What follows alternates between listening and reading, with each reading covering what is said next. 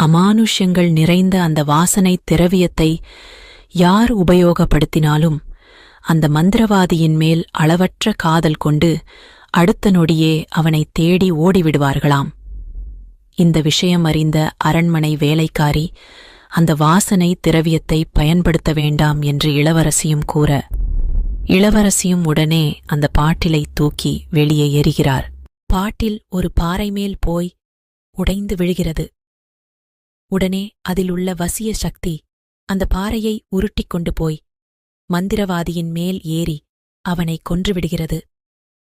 இறக்கும் தருவாயில் அந்த மந்திரவாதி இந்த ஊரில் உள்ள அனைவரும் இறந்து போக வேண்டும் என்றும் அவர்களின் ஆத்மா சாந்தியடையவே கூடாது என்றும் சாபம் விட்டுவிட்டு இறந்து போனானாம். அந்த சாபம் பலிக்கும் வகையில அந்த ஆண்டு நடந்த ஒரு மிக